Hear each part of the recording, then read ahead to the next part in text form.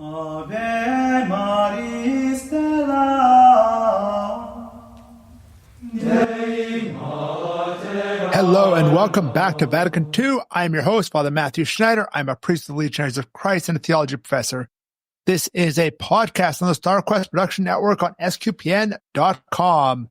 Today we are on day 20. We are still in Sacrosanctum Concilium, the document on the liturgy, and we're going to read paragraphs 55 to 58.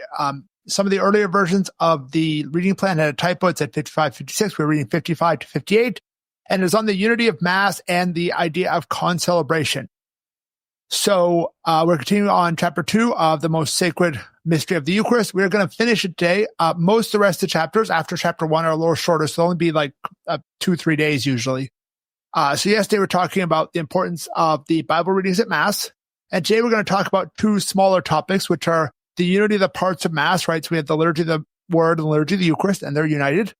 And then concelebration. Each of them will have two paragraphs. So paragraph 55 to 6 on one and 57, 58 on the other.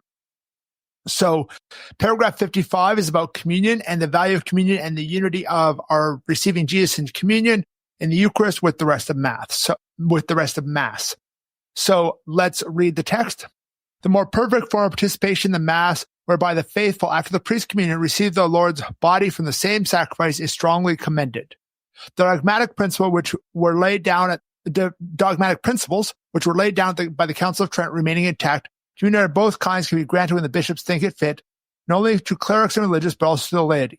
In case to be determined by the apostolic see, as for instance, to the newly ordained to the Mass of the sacred ordination, to the newly professed in the Mass of religious profession, and newly baptized in the Mass which follows their baptism, right? So that's the number. The first part is really important, right? So that idea of the communion under both species, the body and the blood. There was this, and communion at Mass itself, right? So communion was not super common beforehand. St. Therese of Lisieux was somebody who had communion a lot, and she had it between her first and second communion. There was about 2 weeks, and that was considered exceptionally fast. Pius X lowered the age to what we have now, the age of reason, about second grade usually. And then before Vatican II, it was often the priest would celebrate Mass, he'd receive communion, but almost nobody in the congregation would. And I think there's kind of a balance, because I think sometimes in the US, at least in Canada, we have the tendency of everybody going for communion. And it can feel forced if somebody feels unconscious they shouldn't, whether they just age, whether they committed some kind of sin or something like that, right? So those type of things are important. And that unites that, the receiving communion unites us with the whole Mass. And there it talks about the idea of receiving under both species. And it talks about the possibility of body and blood. And it talks about more as an exceptional thing, not the kind of everyday as it's become. It's allowed much more after the council, further allowance was made. But the idea here is thinking of it as like, say, hey, on the day of your religious profession, on the day of your marriage, you receive under both species, but maybe not every day. And so this can also be a thought of parishes to think of what days are important and have both species and what days might be a little better with just one species. I'm not here to make specific rules for specific parishes, so that's not my role. If you want to do that as the pastor or liturgical coordinator, you can do that. So moving on to paragraph 56, it's talking about the two main parts of Mass, the liturgy of the Word and the liturgy of the Eucharist, and the union between those two. So let's read it. The two parts, which in a certain sense go to make up the Mass, named the liturgy of the Word and the Eucharistic liturgy, are so close connected with each other, they form a single act of worship. Accordingly, this sacred synod strongly urges pastors of souls that, when instructing the faithful, they insistently teach them to take their part in the entire Mass, especially on Sundays and feasts of obligation. Right? So that's the text. Feasts of obligation, obviously, we often, in English, we usually say holy days of obligation, not feasts of obligation. That's the same, you're just different terms, the same idea here. So we see those two parts and that unity, right? We have the liturgy of the Word up to the offertory, and then from the offertory on, you have the liturgy of the Eucharist. Right? So the offertory is when the people bring up the bread and wine, which will become the body and blood of Christ. And so that is linked, right? We can sometimes think of them just as like two towers, but they're really more two puzzle pieces where they reach into each other, even though they are temporally one and the other in succession. They link together like a puzzle piece or like a story where if I just performed Act 5 of a Shakespearean play, it doesn't make as much sense as if you do Act 1, 2, 3, 4, 5, right? So that's the kind of idea that we are talking about, right? And that is what it is. And it's important here to do both for the Sunday obligation, right? They're talking about holy days, feast of obligation. There's no exact mathematical rule on, if you arrive after this moment, you didn't or did not fulfill it. But I think it's important to think of why you're late. And it's a big difference if you were being lazy trying to catch one more round of a video game versus your toddler who's potty trained decide they really, really, really need to go to the bathroom right when you're about to leave, and so you end up being 15 minutes late because it took you 15 minutes for her to undress and then dress back up and things like that. And the parents the parents are doing their best to be parents at that point. And especially as a priest, when I see parents coming in with kids a few minutes late, with kids with different color socks on the 2 feet and things like that, you're like, okay, yes, the parents are trying their best. They're working their best to be there. They missed the first reading, but they are being faithful. And so I think that's the idea. We need the Word of God, we need the Eucharist, both of them in our lives. So I'm going to read paragraphs 57 and 58 together on Concelebration. This because 58 is extremely short. 57 is kind of complicated. It has multiple levels of, sections and parts and numbers and things. And so I just want to mention what Concelebration is first.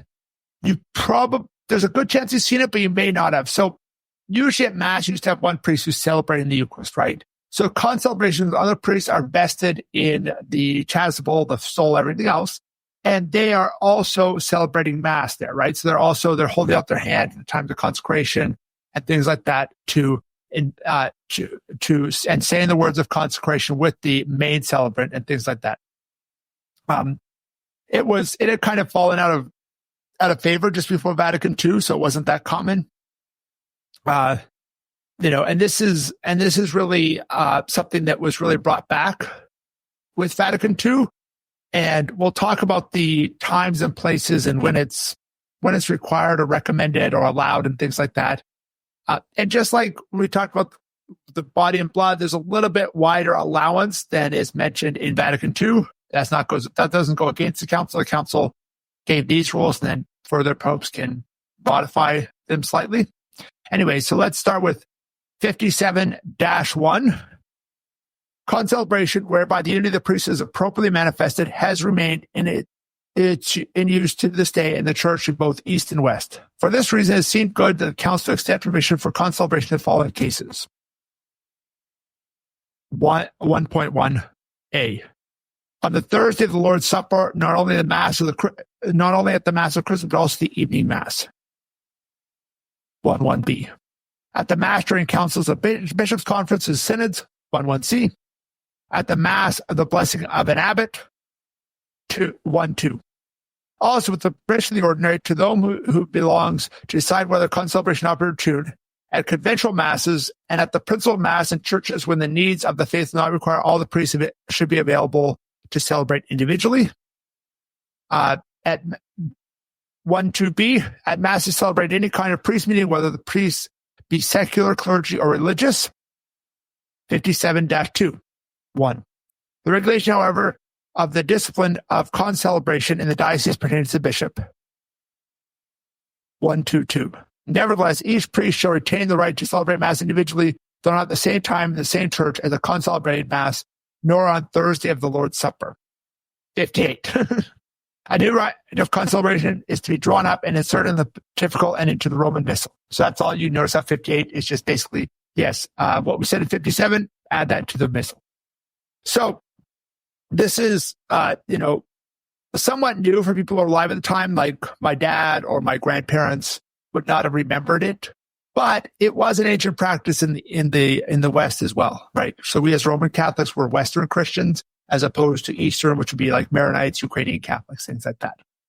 And it manifests the unity of the priesthood. And that's why Holy Thursday is a particular importance, right? So there's two Masses on Holy Thursday. There is the Lord's Supper, which if priests want to celebrate, they must concelebrate, which is the evening of Holy Thursday. And then there's the Chrism Mass. Now, the Chrism Mass traditionally is the morning of Holy Thursday, but can be pushed forward anywhere during Monday, Tuesday, Wednesday of Holy Week. And the Chrism Mass is where the bishop has all the priests of the diocese concelebrate, and he blesses all the oils that you're going to use for ordinations, for anointing the sick, for confirmation, things like that in that Mass. So that's an important Mass. One of the oils is called the oil of Chrism, hence the name Chrism Mass. And those really show the unity of the priesthood. But it also mentions things like naming abbots, councils, synods, right? Those are showing unity of the priesthood, unity of the bishops, things like that, right?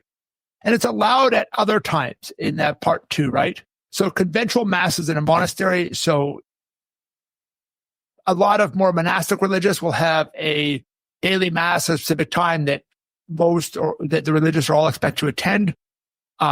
Both the brothers and the priests in a male religious community, and the priests are allowed to concelebrate that mass, right? And then other meetings of priests, right? So if you're having a priest retreat or something like that, you can have a concelebration. It was later extended. It can be done almost any time now, right? But that was the idea of the council. And then there's no mass at the same time as the concelebration. So one of the things, if you look at old churches, they'll often have a whole bunch of altars on the side and then one main altar.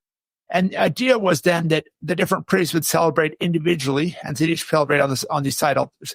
And one of the things that Vatican II wanted to get away with is having multiple masses in the same space at the same time, because that really can distract people, can take away from the focus there.